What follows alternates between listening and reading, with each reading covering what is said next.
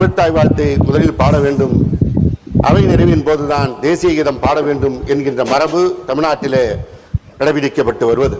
இது ஏதோ அவைக்கு மாத்திரமல்ல, நீங்களும் நானும் பள்ளியிலே படிக்கும் போதும் அங்கேயும் இந்த நிகழ்வு தான் நடைபெற்று என்பதை உங்களுக்கு நான் சுட்டிக்காட்ட விரும்புகிறேன். பேரவைத் தலைவர் அவர்களே, வந்தே மாதரம் பாடல் இதற்கு முன்பு முதலமைச்சராக இருந்த திராவிட முன்னேற்றக் கழகத்தின் தலைவரும் ஐயா மு.க. ஸ்டாலின் அவர்கள் இருந்தபொழுது உயர்நீதிமன்றத்தில் பதவியேற்பு விழாவில் ரீசெண்டாக வந்த சர்க்குலர், ஹோம் மினிஸ்டருடைய சர்க்குலர் படி வந்தே மாதரம் பாடல் முதல் முறையாக பாடப்பட்டது.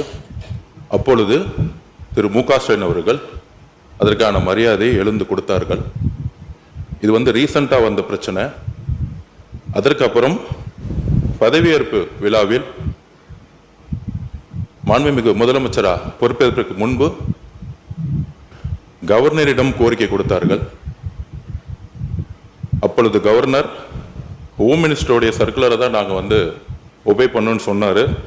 கிட்டத்தட்ட 5 நிமிடம் அப்பொழுதே தன்னுடைய கோரிக்கை வைத்தார் பதவியேற்பு விழாவுக்கு முன்பே. அதன் பின்பு கவர்னருடைய அலுவலகத்தில் அடுத்த பதவியேற்பு நடக்கும் பொழுதும் நம்மளுடைய கோரிக்கை முதல்வரும் சரி நாங்களும் சரி வைத்தோம். கவர்னருடைய கண்ட்ரோல் இருக்கக்கூடிய அவருடைய அவையில் பதவியேற்கும் பொழுது மாநில அரசால எந்த விதமான முயற்சிகளை செய்ய முடியல. ஆனால் அரசு நிகழ்ச்சிகளில் எப்பொழுதும் தாய்மொழியாக இருக்கக்கூடிய தமிழ்த்தாய் வாழ்த்தை பாடினோம். அதே மாதிரி இன்றைக்கு மாண்புமிகு முதலமைச்சர் அவர்கள் முதல் சட்டசபை கூட்டத்தில் பேரவைத் தலைவர் அவர்கள் இங்கு தலைமை இருக்கக்கூடிய அவையில் கவர்னருடைய கோரிக்கைகளை முதலில் வந்தே மாதரம் பாடணும்னு சொல்லும் பொழுதும் சரி, அதில் முதலமைச்சர் உறுதியாக நின்று பேரவைத் தலைவர்களிடம் உறுதியாக பேசி எங்களுடைய கருத்துக்களை கவர்னரிடம் உறுதியாக கூறி பேரறிஞர் அண்ணா உருவாக்கிய மாநில கொள்கையில் அந்த கொள்கையில் உறுதியாக இருந்து இன்றைக்கு 3-4 வருடங்களாக கவர்னர் முன்பு கவர்னரோட சண்டை போட்டு வெளிநடப்பு பண்றது ஒரு டிப்ளமசி கிடையாது. எந்த கவர்னர் புறக்கணிக்கப்பட்டாரோ அதே கவர்னர் முன்பு தமிழ் தாய் வாழ்த்து பாடப்பட்டது. இதுதான் தமிழ்நாட்டில் புதிய தலைமையின் எங்களுடைய முதலமைச்சருடைய மெசேஜ். நாங்கள் எப்பொழுதும் மாநில கொள்கையில் உறுதியாக இருப்போம்.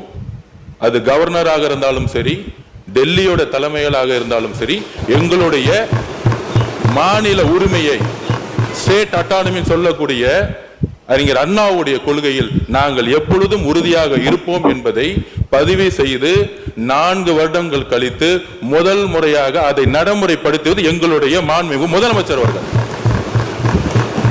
ஒரு சண்டை போட்டு வெளிநடப்பு பண்றதில்லை. அதே கவர்னரை தமிழ் தாய் வாழ்த்து முதல்ல பாட வச்சு நிக்க வச்சு மரியாதை கொடுத்து தமிழக மக்களுடைய உரிமையை நிலைநாட்டியது இந்த அவையில்.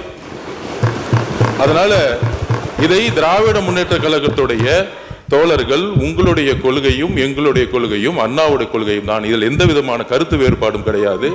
இதில் நம்ம கிட்ட எந்த விதமான வேறுபாடும் கிடையாதுங்களை நம்முடைய சகோதரர்களுடைய சட்டமன்ற உறுப்பினர்கிட்ட பதிவு பண்ணிக்கிறோம்.